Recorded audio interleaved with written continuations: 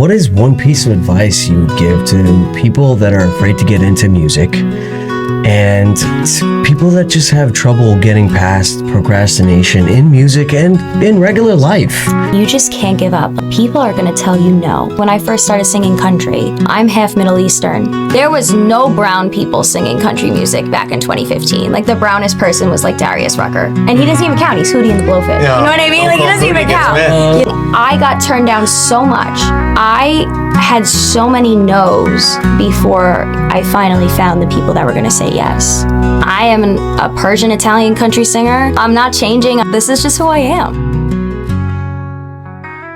Ladies and gentlemen, welcome to the Random Riffs podcast, brought to you by Jam Hut Studio. I'm your host, Peter Karras.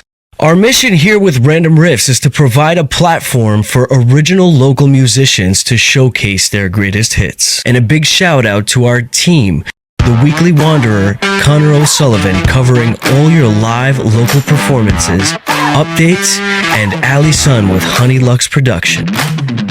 Ladies and gentlemen, welcome to the Random Riffs podcast. I'm your host, Peter Karras, with your co-host, Lou. Today we have a guest who can help pick you back up if love has got you down. Ladies and gentlemen, her melody will fill your heart. Renee D'Angelo. Welcome, Renee. Hello. We are so grateful to have you. Tell us a little bit about yourself and what allowed you to discover your musical ability. Welcome, Renee. Hello, thanks for having me. Well, I've been singing since I've been talking, really. Like, I don't know, I think I was like 1 year old when my dad almost crashed the car because I started singing and shocked the shit out of him. Do you remember what you were singing? If It Makes You Happy, Sheryl Crow. No kidding. Yeah. Oh, wow. I love that Yeah, song. I play that every gig too. And actually, it was the first guitar song I learned later on in life. So he almost crashed the car because he was astonished. Yes, because I could barely talk. And What? Yeah. Get out of here. And I was just always was singing, always had melodies in my head. And I think when I was about 6 years old, I was in dance class, and the teacher pulled my mom aside. And I was like such a terrible student. I'm like, oh no, I'm in trouble. Like, what did I do? Like, and the teacher was just like, you know, she's always singing. She has a gift. I think you need to like get her into singing lessons. And, you know, my mom begged the teacher because I could barely read. I was like 6 years old, you know? And then my mom was like, really sing. So like I shocked her in the car, and then I shocked my family at my first singing lesson, and just been doing it ever since. That's pretty cool. Yeah. It's amazing. Wow, that is actually amazing. Yeah, that's very, very creative and very special. I mean, like, so you just kind of like stumbled into it. Yeah. Did you have any, like, was anyone in your family? Like, So actually on my dad's side of the family, there's a lot of musicians. My mother is tone deaf. Like, don't ever ask her to sing. She's Middle Eastern and her accent comes out really bad when she's singing. Really? Like, yeah, you don't want to hear it. But yeah, my dad's family, I think my great uncle went to Juilliard. My grandpa was a singer. My dad is a karaoke singer, you know. So like it kind of just followed me. Cool, it's in your blood. Yeah, it's in my blood. Very cool. Yeah. okay, all right. Well, what is one way that making music makes you feel, and how do you feel after a session? I use my music as my therapy. Like, I think if you listen to my music, like, you know what I'm going through, you know, like how I'm feeling, you know, and I kind of use it as like my release, you know, instead of like holding it in, you know, I just kind of like... Catharsis. Yeah, like I just let it out in song, and that's just like, you know, better than any money I could pay a therapist. All right, That's going back to your amazing. music, Wow. what's the story behind Tequila Nights? That song... That doesn't sound like therapy. No, that song is not. That song is not therapy. That is about 27-year-old Renee having a really great night on tequila. But you know, Oh, snap. yeah. Okay. Well, I would say 495 was a decade long of writing music. I wrote 495 when I was 21, and I wrote the last song, Love Myself, when I was 28. So it's kind of like a whole, like I kind of like my whole 20s. Wow. Yeah, but when I listened to the album and I loved it, I'm so proud of it. It's funny, my friends are obsessed with it. I just felt like I didn't go deep with it. So Memoirs, I went really, really deep. Like You were on the surface, but okay. So, but when you say go deep, do you mean like you're like, this is not really like me?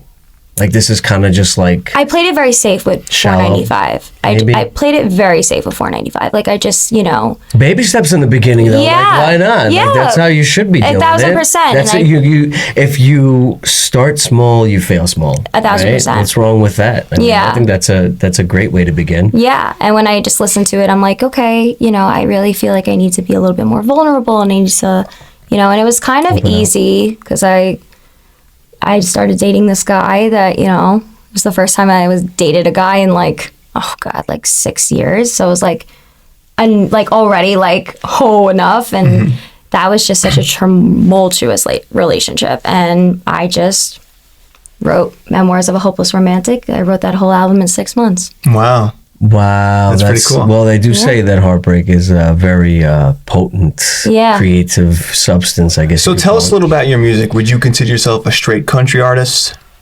Oh, okay.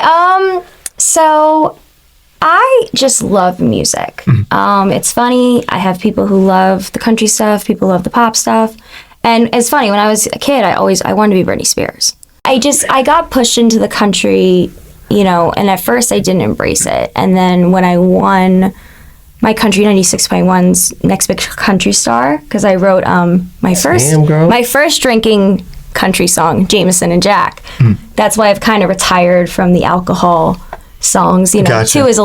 Two is enough, Yeah, it's almost like cheating when it comes to country music. Yeah. When you bring up alcohol. 1,000%. Right? Yeah, so I kind of got thrown into it, and at first it didn't feel like me, but I think as I'm getting older, and since I did the pop album too, I'm kind of going back to the country. I just feel like I just love music. Like, I'll do anything. I'll sing anything. I'll write a rap song. I'll write a funk song. Why not? You know what? Honestly, I have made music as well, and I don't feel like having a genre is helpful. I feel agree. like you want to be able to navigate and do so many different things. Yeah. Why the heck should I be like, all right, that's it. This is what I do, and that's it. You know, like it's stifling. Yeah, and for me, like I'm always, because I play covers, and I have about like 600 songs in my repertoire that I play, and they're everything from like, every decade, every style of music, and I think that's what helps me get out of my writing rut. Like when I wrote my first album, my producer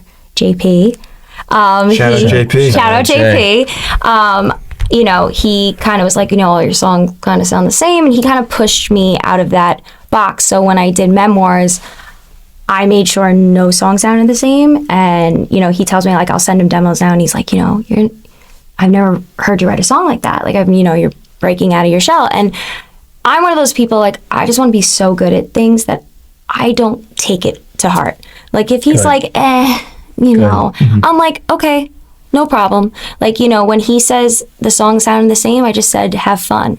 Change it up, do what you got to do, like help me get out of my rut. And that just goes to show that when you've been doing it for such a long time, you can literally fail into one of your greatest successes. 1,000%. Like, it's like, all right, I'm so good at what I'm doing now, I don't really have to worry about like misstepping, because it's like my sound quality, everything that I do is just, I have all my heart into it. Yeah. So it could potentially sound even better than what I've had in the past. Yeah. And when for 495, I was very annoying. Like JP will tell you. Like, I was like, it doesn't sound country. Like, I was just all over the place. And he literally almost died when I was literally just like, you have fun on Memoirs. I was like, you do your thing. He's like, what? I'm like, yeah, you have fun. Like, do whatever you want to do. You want to do 80 cents? Great. You want to do this? Great. Because I guess we both were just like, it was such a 180 from 495 that we both were just like, you know what? Let's, we got nothing to lose, you know? You say you have fun. Do you mean like he was seeding some of the songs? Like, was he giving influence? Was he kind of making guitar riffs for it? Yeah, so basically what I do is I write the lyrics and I write the basic melody, and then I go to him and he does all the instrumentation, obviously with my input in it and stuff. But I was a little bit more annoying on 495, and then when I did Memoirs, I was kind of just like, have fun with it. Like, you want to put a million synth on it? Great. You want to do an 80s style song? Great. You want to do this? Great. Like, I just was like, have fun, you know, like I was probably like one of his, I was probably one of his easier people to work with it, but it was just so funny because it was just so night and day from my first album. That's pretty cool. That is kind of challenging based upon what you said before, which is that, you know, like, you know, if you're not ready for something to be out, if it's not like perfect, you don't want it to be out, which is great actually. Yeah. And do you typically write melody first or the lyrics first? You know, it depends. I usually will think of like a lyric in my head and then I'll just write the rest of it, but there's no science to it. Sometimes I'll write the melody first, sometimes I'll write the lyrics first, sometimes I'll write the chorus and then go backwards. Like it's just, you know, when you get inspiration, you get inspiration. Yeah, there's really no like science to it, you know. Cool. But yeah. Well, this leads to the question that I have. Do you have a routine around making music? And if so, a normal time you find the best inspiration for your song making? So I am the type of person that when my life is doing really well is usually when my music is doing well and when I'm writing my best stuff. I'm not a person when my life is like a mess, I can write. Like, so the last year has been really rough for me and I haven't, but I'm also not a forcer. If it's not coming naturally, I don't force it. Yeah, you know? just let it, like, it'll come when it's supposed to, and it's just going to be the most beautiful when it does. Exactly, because when I know I forced something, it's shit. Yeah, it's you're not like, good. Why did I put that in there? Exactly. Like, I mean, thinking about the format of a song and how much time that you have in a song, it's like about 4 to, like, if you're crazy, maybe 7 minutes. But it's like, that all has to be absolutely seamless. Yeah. Everything has to be popping. Everything has to be, like, right there, or else it's not going to be a hit. Yeah, you know 1000%. And so you want it to be the good stuff. You know? You don't want to just have like some extra whatever flub. You just add it into 1000%. And it's actually funny, the album, you know, the song Stay on my album, that song was originally a 7-minute long therapy session of me just crying in front of my piano. And it's funny, my cat was like screaming the whole demo, and like everyone who was like listening to it was dying laughing because like here you are spitting your guts out and your cat is just like screaming in the back, like singing along. Yeah, you felt it, you know, you felt it. And that's you know, so but we cut that song down obviously because who's going to listen to 7 minutes of somebody like, where were you when you wrote that song? You were in a dark place? Yeah, you know, Wow, so this actually goes against what you just said. There's some contrast here. Well, because you said if you don't feel good. That's a good point, dude. Actually, we just got it. Wait, no. Actually, I wouldn't say it was a dark place. So I was on and off with this guy, and I was on the phone with him, and we had the same conversation, and like a terrible conversation, like, you know, basically like, you know, I'm seeing you for months and you're talking about another woman and, you know, like that you're not over this woman. It's like, I've been seeing you for like 6 months. And I had this revelation. I've always been the rebound girl. I've never been first choice. Oh, that's horrible. And I just had your mind was bullying you there. Yeah, that's not cool. But that song made me realize like I have patterns. Like so that song, like the daddy issues, everything, like that song is me like laying out all of my patterns, like when it comes to like men and love, and it's just really crazy. Yeah. So like, it was kind of like it sucked, but it was like really good for your progress and your process to like see like, all right, I gotta fix that. I don't like that. That's, you know. And you got a beautiful song out of it. Oh yeah, that song is like My Ghosting by Ariana Grande. You know, she'll never sing that song live. Stay is my song that I'll never sing live. Like we want you to sing it tonight. No, never. Never. I'd probably like blubber through it. Like just like no, we don't want that. Yeah, but that is just a song that's just like my therapy. Yeah. You know, like that. Putting that on that album was just my therapy. And you know, like I remember like my mom at first like didn't understand it, and she thought that I was still like, you know, grieving my father and this and that. It's like, no, like this song is about like my patterns, you know, like my father, like abandoning me made me kind of this way. You know what I mean? Like that's the pattern of it.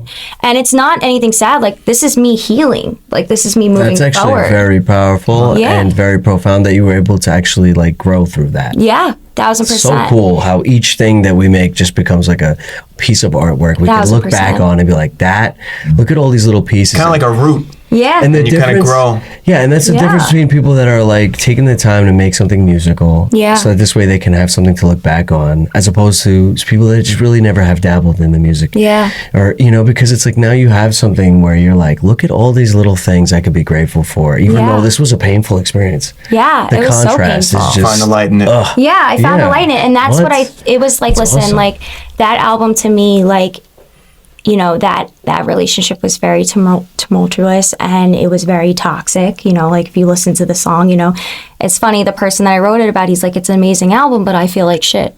Because like I know that I caused all this, you know, but like I always say, like a beautiful album came out of it, you know, like me, like seeing things differently, you know, having that experience of like letting someone in for the first time. And, you know, and I look back on that album and I love it because, you know, it's my first pop album. And it's funny because I have people that love the pop stuff. I have people that love the country stuff. And I'm kind of just like, I feel like I'm just going to do it all. It's relatable too. Yeah. Definitely relatable. How much of your songwriting is storytelling versus real life?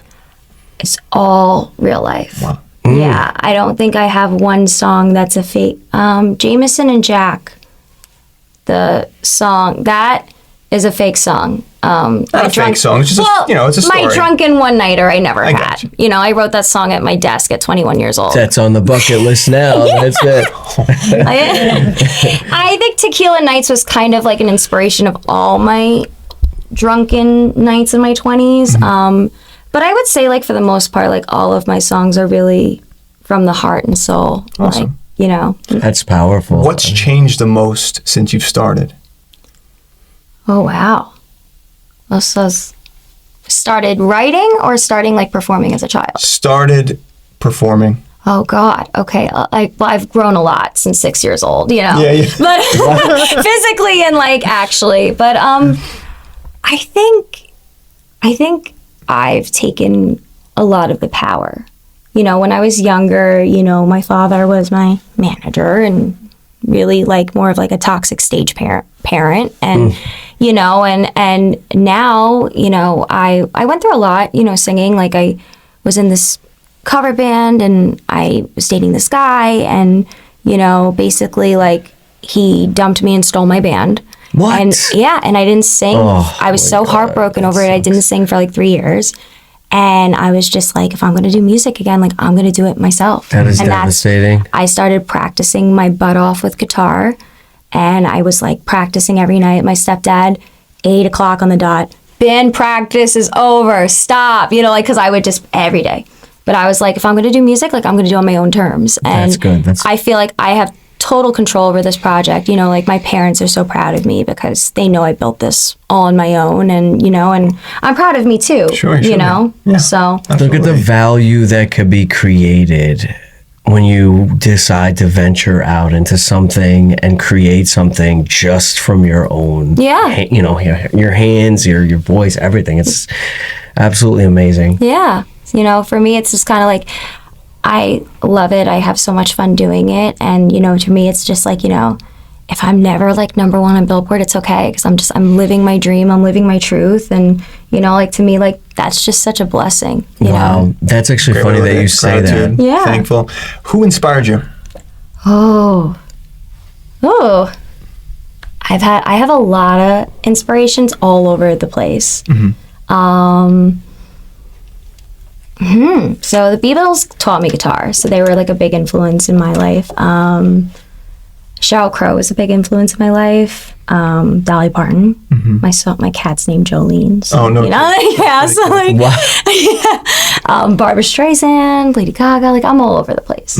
Like Elvis. I actually is probably the #1. Like I went to Graceland at 16 years old. I've been to Graceland. Yeah. It's cool. It's really cool. The Jungle Room. The Jungle Room is dope. The Jungle Room is dope. But actually, the cars were my favorite part of it. Yeah, and the airplanes. The airplane was cool too. Yeah, the Airplane cars was were cool sick. too. Yeah. No, Graceland is amazing Gotta trip. go. Well, I don't think it's there anymore. I think they got rid of it. No, it's there.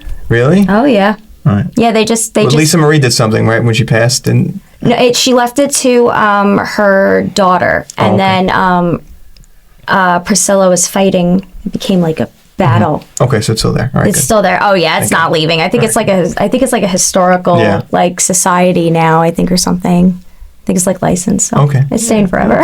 Good.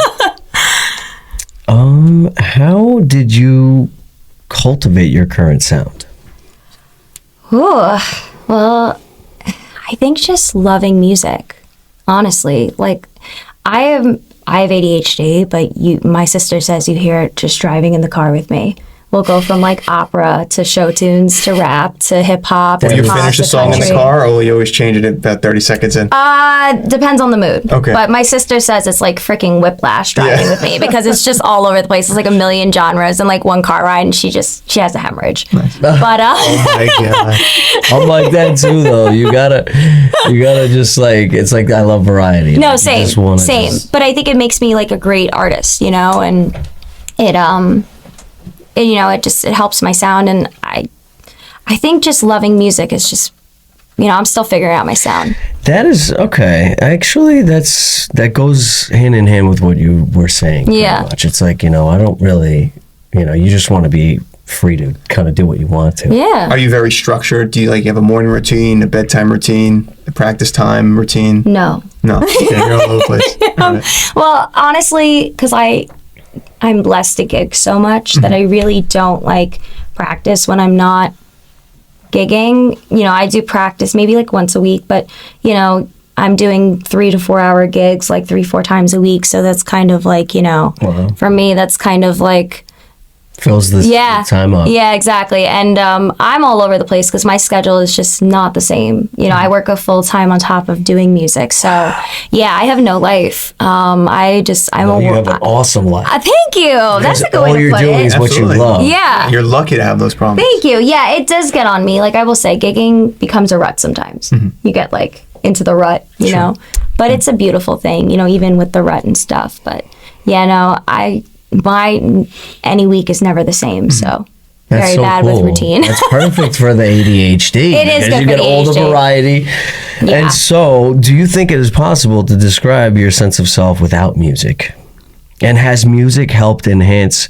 Has music helped enhance any qualities you are proud to include in your self description? Oh my God. I don't think I would be myself without music. I think music is such a huge part of my life, like since like the moment I was born, like I knew I was born to do music, like I knew it was my destiny. And I don't know who the hell I'd be. I'd probably be a really boring person. I don't know, but it just, I can't see myself not having music in my life. And what was the second part of that question? Has it helped enhance any qualities you're proud to include in your self description? Yeah, I think it's made me very vulnerable. I think it's given me purpose. Sometimes when, I've battled in the last year, I've battled like terrible depression. And, when I don't even feel 100% about myself, I still get up and I do the gig and then I feel amazing afterwards. Like it's so healing, so Wow. it gives me such purpose, So you heal faster than the average person. Yeah, it's crazy because I'll be depressed all week and then I'll go sing and I'm like, oh, this is just what I needed. You know what I mean? Like, this is what I needed. Tapping into gratitude. Yeah. That's awesome. It's so, rare. And it's like when you play music and stuff, it's like you just created something and you got gratitude out of Yeah. that. You can't really do anything besides like anyone else trying to do other things. I feel like it's not going to be as powerful as Yeah. something like that. For me, like, I always look at it like music is like the love of my life and it's the one constant I've had. It's never woken up the next day and said, I don't love you anymore. It's waited for me when I've had, times where I didn't do it. It's been there. It's loved me. And like, it's brought so much love to my life. I've met awesome. my best friends from music, like I meet so many people. Like I'm single. I'll be home in my freaking apartment if I'm not gigging, So like it gets me out, it gets me meeting people, and it's just a blessing. Wow. That is so awesome. What are some of your goals? Some of my goals, I think every year I've been kind of just getting better and better and more gigs and more opportunities. And I think that's just my goal. I would love to record again because I'm missing that this year, even though I don't have the material. I just think it's just so like expressive. Fulfilling. Yeah. We know a spot you could record if you ever need to. Oh, thank Just you say, so yeah. much. Don't tell JP. Sorry if you're listening.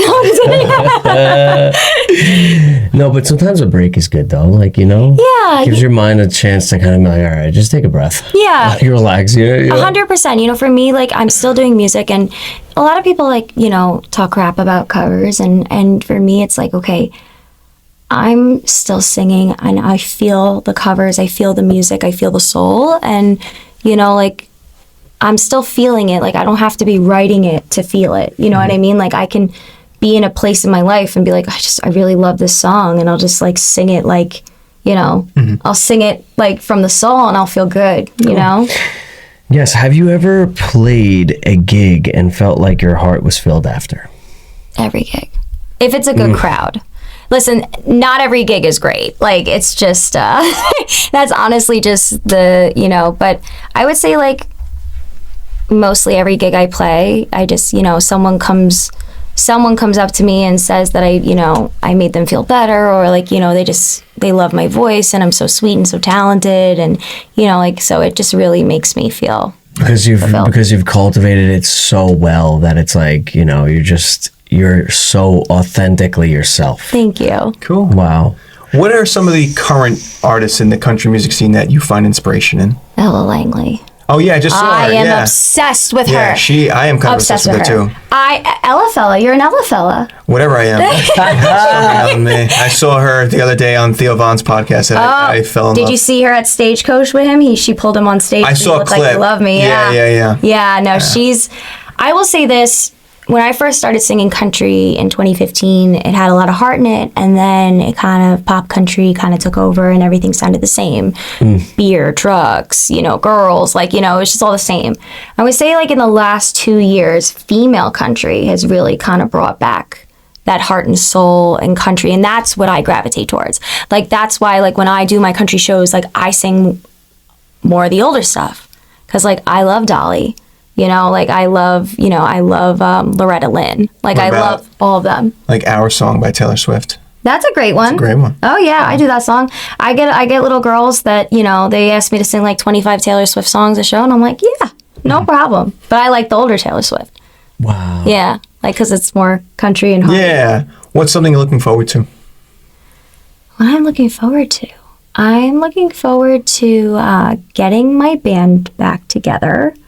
11 years ago, I had my Renee D'Angelo band, and that's really, like, the number one goal for me, is to get that back going and get some band gigs, and kind of have that, that feeling again. So, Cool. Yeah. What's the difference between playing with the band and playing solo? Is it more raw? Is it more lively? Is it more what's the biggest difference that you feel? Because it's actually funny. I've been subbing with a cover band recently. I've been their permanent sub for years, but since they don't have a singer right now, I've been committing more. So I've learned my commitment issues in that. But what I've loved about the band thing, I think it's just different. The band gigs, they're fun. Like, I'm at Daisy's. They all, like, I came for my acoustic stuff, and they're like, you're the girl that jumps on the tables. You're the girl that jumps on the bar and, like, jumps on the tables. And that's me. Like, when I do a band gig, like, I'm running around in cowgirl boots. I'm jumping on stage. I'm like, and it's so powerful. Yeah, I've loved that it's brought back my cardio singing. Do you do push-ups too, like Gwen Stefani? No, but no, I don't know if I could do that, honestly. I'd probably throw up.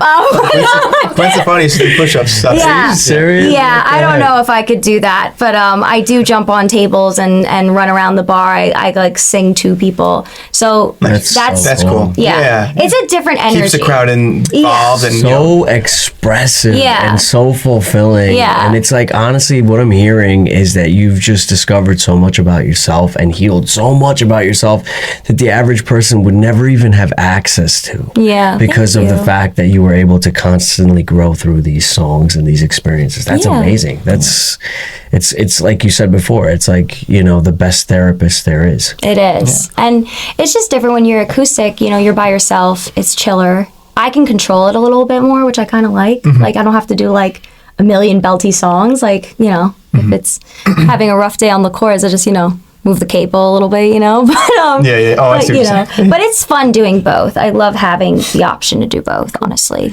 What allows you to make music that just appeals to you, you know? What I think just being Like your range and stuff, you know, like and everything. Well, I've been professional. Like I've trained with some of the most professional vocal coaches. Like I trained with Don Lawrence, who he did Bono, Christina Aguilera. Like, Holy yeah, cow. I've trained with like Celine Dion's coaches. Like I've like for years. Like that's one thing. Like my parents, when I was younger, you know, everyone was like, oh, she should do modeling, she should do acting. And my parents were like, no, like she wants to sing, like she's going to sing, we're going to cultivate this, like we're going to do this. Focus. And it was amazing because it's made me, you know, it's made me have the, you know, range that I have today and you know, the chops. And, you know, people just think I sing country, but then they'll hear me sing something else and be like, oh my God, I didn't even know you could have that range. You know, that's the one thing I've loved about with the band is that I'm all over the place. Like we do Best of My Love by the Emotions in the original key, and everyone's like, wow, you can really hit those notes. I'm like, yeah. Nice. Because I can't do that in country. I can't sing like, you know, I can't sing like a soulful song like that, you know. Sure. Has making music helped you with like procrastination?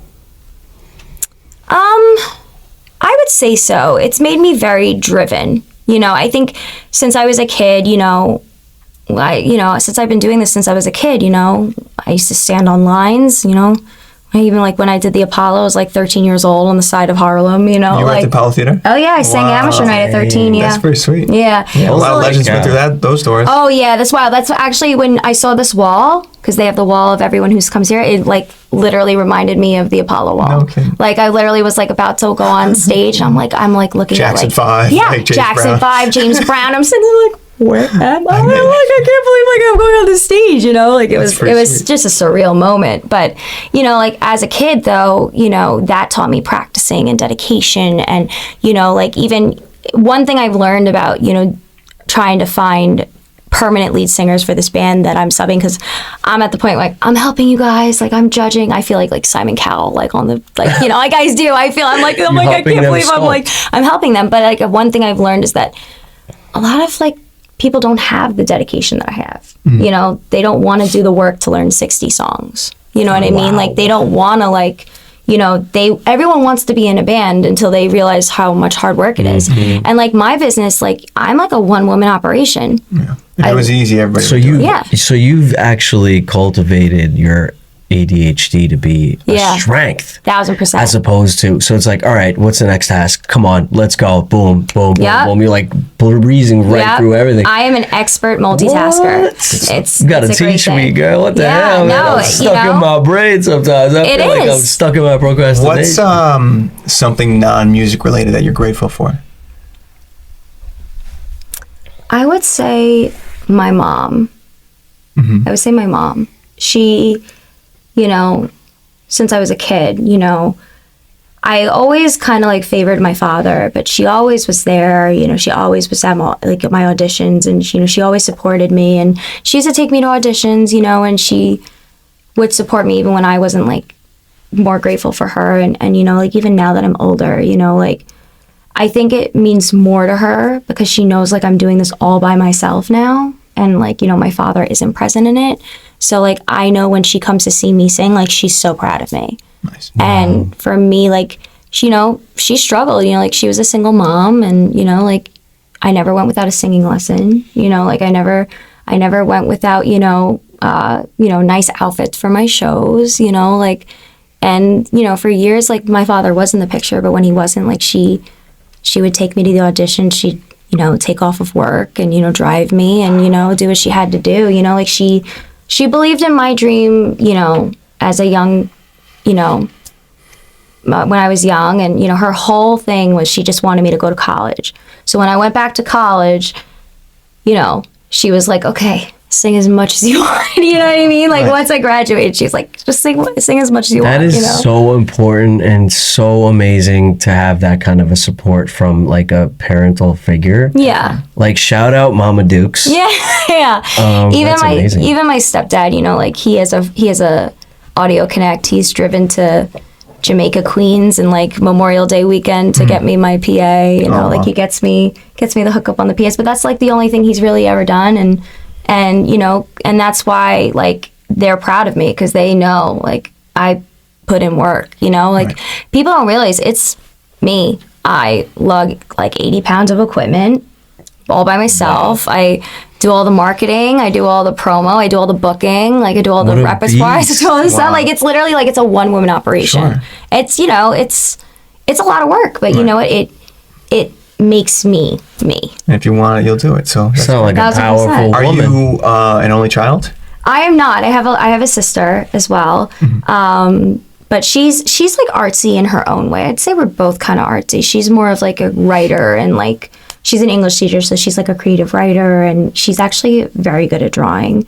Wow. And she's very good at crafts. But awesome. So I think like arts are just kind of like in the family. Go ahead. Well, I mean, it's actually like back to Mama Dukes. Honestly, it just goes to show when someone has a lot of humility. Yeah. That it could be, kind of like a runway for your kid to be able to just be as good as she could be or he could be. That's really good. So, I mean, definitely a shout out again to Mama Dukes. Yeah, that was really cool. Yeah, like I actually like am grateful for both my parents because I don't think I would be where I am today if I didn't start so young. They didn't push for me to start so young. And not that they didn't push me. I wanted to do it. Like, I knew from, like that meme, like, she knew who she was from a young age. Like, that sounds cool. Yeah, like, she always knew who she was from a young age. Like, that was just me, And, but I say it all the time. If I didn't start singing lessons so young, I would never be able to do 4 or 5 gigs. Mm-hmm. Like, and especially the band gigs, man, they kill me. Mm-hmm. There's just so much more singing, like people can't even believe like, wow, you never blow out your voice. But it's just from the years of training. Sure. Yeah, when you're not like straining through it. Yeah. You're like an Energizer bunny. Like, it's insane. Ladies and gentlemen. I love that. Thank you. I mean, it just sounds like you're like, Muhammad Ali. You're just like going through everything non-stop. Just like, bring it. I love it. I love that. That's a great analogy. Thank you so much. I'm going to go in tomorrow to work and tell everyone I'm Muhammad Ali. Yo, I love just that. The song. I'm going to show you how great I am. You know what I mean? Like, yo. Renee, what are you going to play for us tonight? Oh, so I am thinking... I'm definitely going to do 495 because I have my 2 besties, shout out Aaron and Jess, are obsessed with the song. Shout out Aaron and Jess. They've been my #1 listeners on that song for like 4 months. And yes, I've checked the stats and like they're not lying. Like they send me videos of them just singing it all the time. And so I'm doing that one for them. I definitely want to do a song on memoirs. I may be crazy for you. Honestly, I haven't really decided. I'm just kind of here. All right. No, stick around and find out. One last question before we wrap it up. What is one piece of advice you would give to people that are afraid to get into music and people that just have trouble getting past procrastination in music and in regular life? I think you always have to believe in yourself and believe in what you're doing. And I think... you just can't give up. Like, people are going to tell you no. People, like, I've had so many people tell me no. Like, actually, when I first started singing country, I'm half Middle Eastern. There was no brown people singing country music back in 2015. Like, the brownest person was, like, Darius Rucker. And he doesn't even count. He's Hootie and the Blowfish. Yeah, you know what I mean? Like, he doesn't even count. No, you can't call him Hootie. But, like, that's my thing. I got turned down so much. I was too heavy. She wasn't blonde hair, blue eyes. Like, I had so many no's before I finally found the people that were going to say yes. And it's hard. When the people say no, you lose. Wow. It's very hard to lose confidence. It is. But now I'm like, you know what? I am a Persian Italian country singer. This is who I am. I'm not changing. I'm not dyeing my hair. This is just who I am. All along, you were the yes. Yeah. And you were the arc you needed. That's what I'm talking about. I love it. So that's what where can people find your music, Renee? Oh, so I am on Spotify, Amazon Music, Apple, wherever music is sold and streamed. Fantastic. Yeah. Renee D'Angelo, everybody. Thank you so much. Thank you for having me. So much fun. Thank you. Absolutely. Hi, my name is Renee D'Angelo, and I will be playing 495.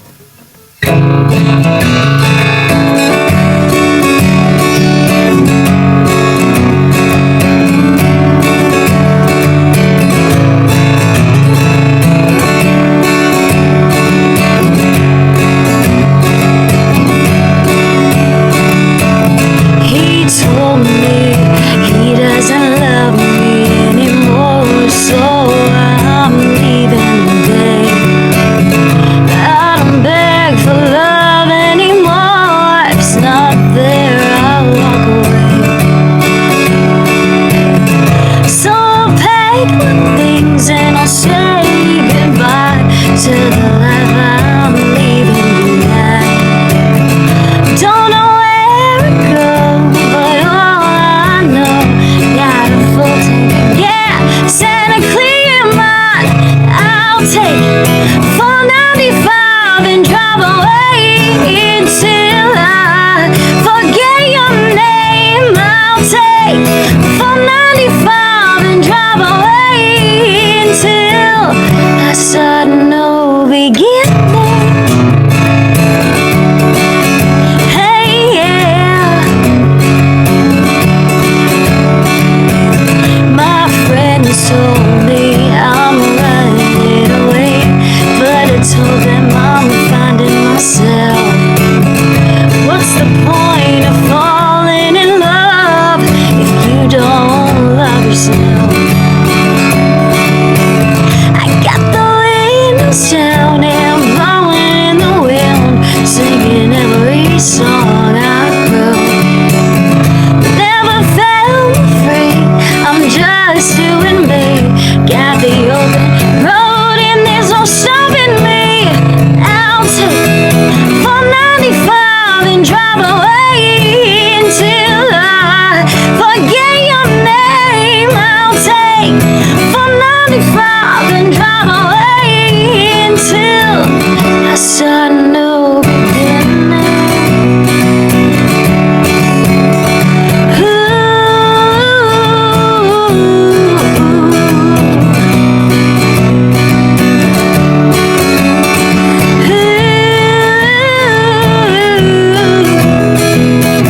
I'm not saying I'm not upset.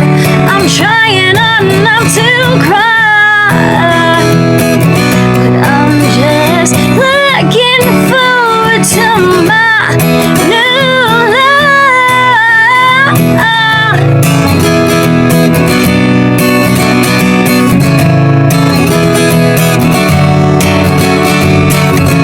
I'll take 495 and drive away until I forget your name. I'll take 495 and drive away until I saw no beginning. Hey, yeah.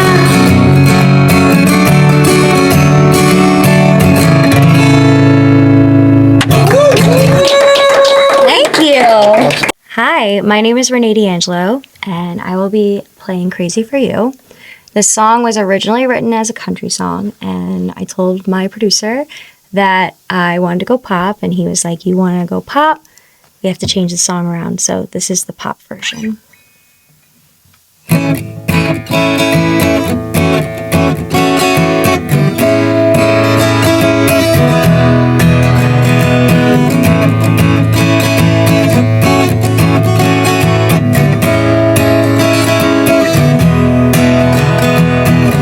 So I'll just keep telling myself that I'm over you. It'll make me feel better.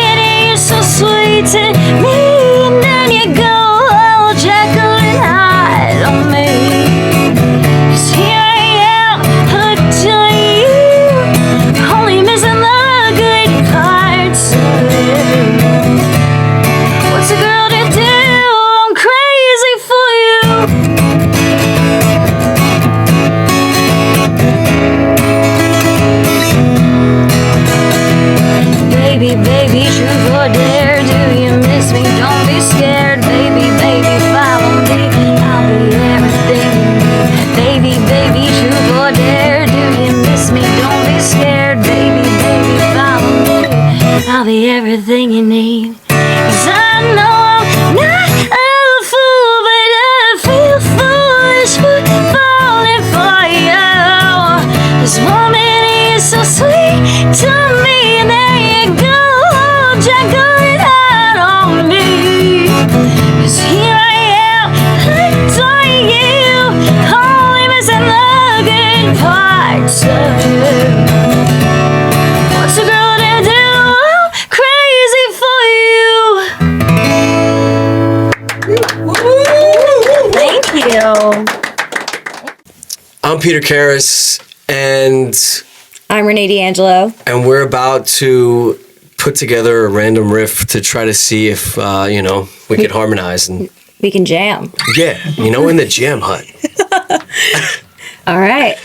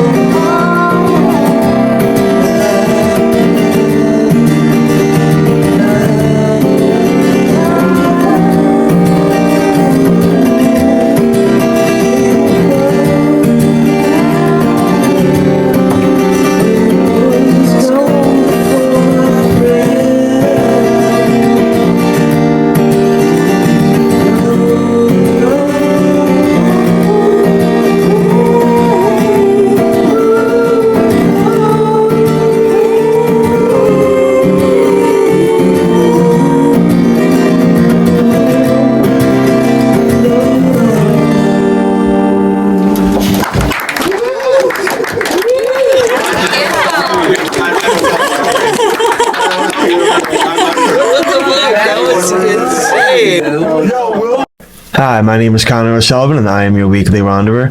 This week for Long Island Live Music, this Thursday, have a nice dinner at Uncle Frank's with the Evan and James Band at 6 p.m. And you can walk over to Craft You Wantagh and see Dave Kellen at 8 p.m. Next night, Friday, May 8th, Village Idiot Pub in Patchogue. Spend your happy hour with Karen Bella at 5 p.m. And then at Lily's Long Beach, the very great Chloe Halpin is playing at 7 p.m. Saturday, May 9th, your guest, Renee D'Angelo, is playing Take Two Brewery at 5 p.m. You can go over to Bull Smith Tavern, see Anthony Gallup perform at 7. And Sunday, May 10th, to wrap it up, at the Spotlight Paramount, we have Joe Tizio at 4 p.m. And then at the Riverhead Cider House, we have double play at 2 p.m. That's all for this week. If you see me out, be sure to grab a sticker. Have a great time.